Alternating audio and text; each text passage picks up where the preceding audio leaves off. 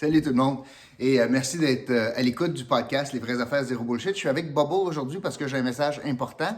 Demain, le confinement commence et vous savez qu'à partir de 20h, on ne peut pas sortir à moins qu'il y ait toutes sortes de raisons, d'excuses ou de circonstances qui vous permettraient de sortir de la maison, par exemple le travail, des urgences, des choses comme ça. Et vous pouvez aussi aller marcher votre chien à 1 kilomètre de distance de votre domicile. Peut-être qu'on va faire ça avec mon ami Bobo, bien que 8 heures le soir, c'est souvent le cas. Il dort sur le sofa avec nous. Mais pourquoi je voulais vous parler de ça? C'est parce que j'espère que c'est une joke, là. J'espère que c'est une joke.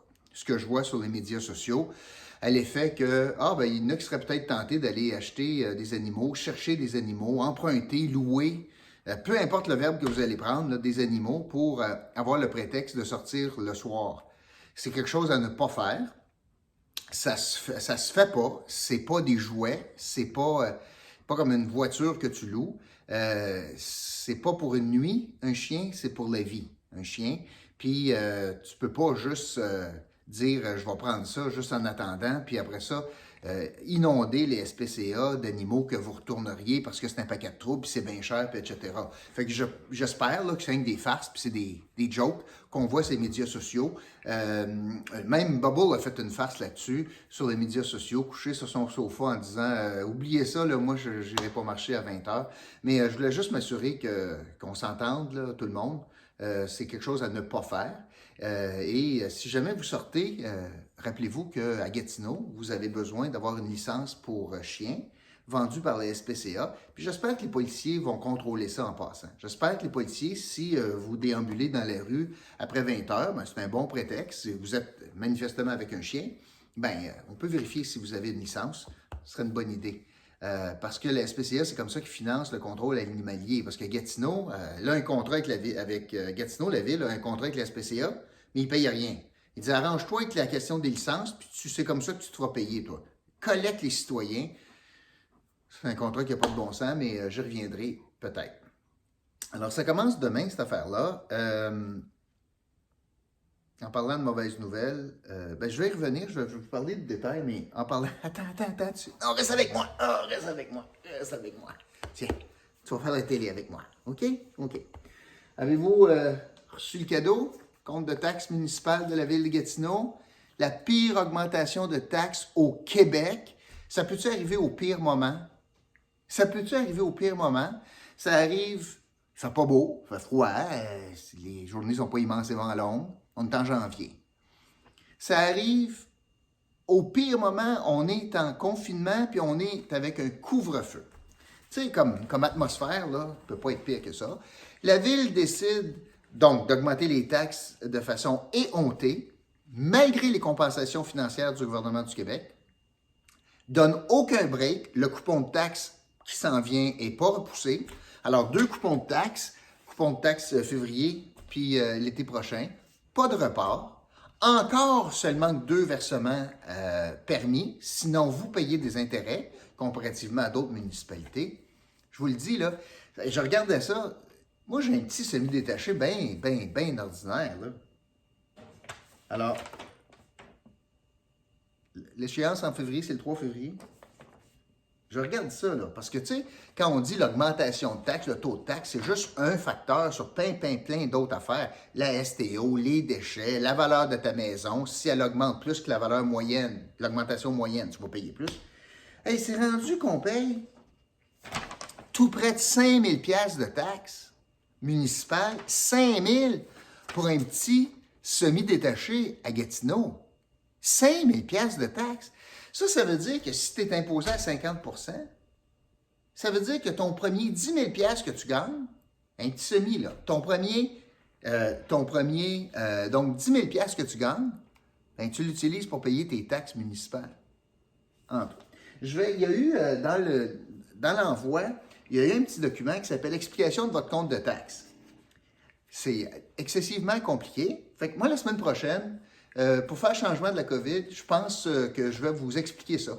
On va passer à travers tranquillement, puis je vais vous dire, je vais essayer de vulgariser ce que vous voyez sur le compte de taxes. si ça vous tente. Je sais que c'est aride, là, le compte de taxes, mais je pensais que ça ferait œuvre utile.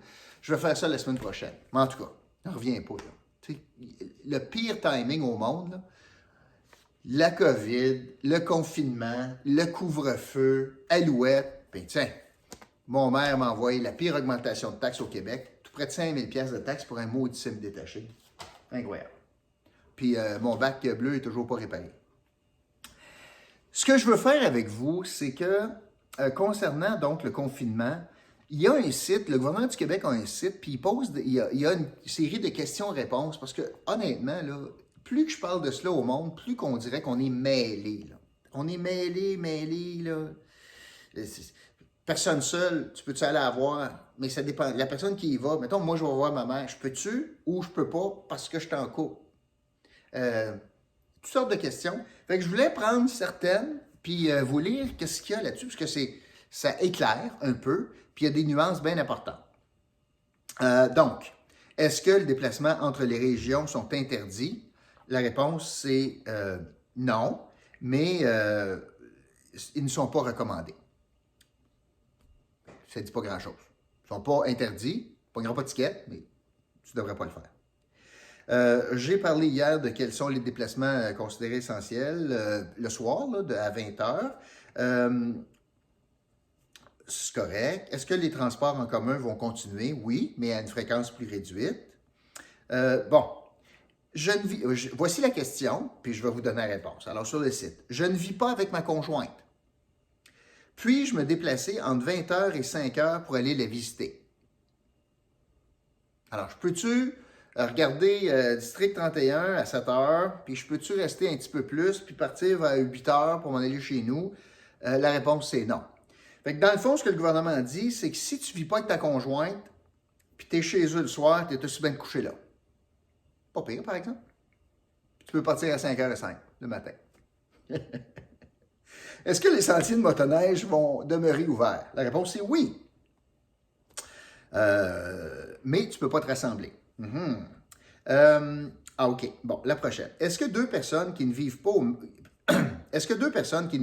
ensemble peuvent aller marcher ensemble ou se rencontrer dans un parc en conservant 2 mètres de distance?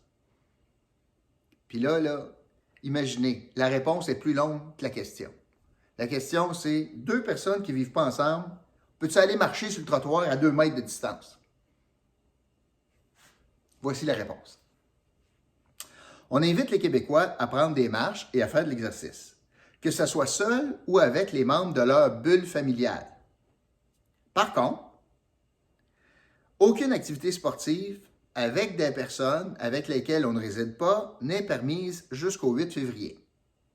Une personne seule peut marcher avec une autre conformément aux directives qui s'appliquent aux personnes seules. Eh boy. Donc, mettons, je vais essayer de résumer. Je vous disais que moi, je suis dans un semi-détaché. OK. Mais je vis avec quelqu'un. Mon voisin Philippe vit avec quelqu'un. Moi puis Philippe, on ne peut pas aller marcher ensemble sur le trottoir. Peu importe l'heure. OK, on peut pas, certainement pas à 20h. Mais je ne peux pas aller avec mon voisin Philippe marcher sur le trottoir. Je peux y aller avec Stéphanie. C'est ça que ça dit. Et ce que je comprends également, c'est que je pourrais aller marcher avec ma mère parce qu'elle, c'est une personne seule. OK? C'est ça que je comprends. Est-ce que les activités extérieures sont permises pour un couple ou une famille avec des enfants? Un couple, mais qui ne réside pas à la même adresse. Aucune activité sportive ou de loisirs ne peut être réalisée avec des personnes avec lesquelles on ne réside pas. Bon.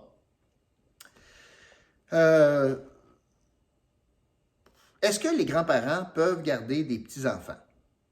La garde d'enfants par des personnes âgées de plus de 65 ans ne devrait pas avoir lieu. Bon, on ne le suggère pas, mais ça n'a pas de l'air interdit.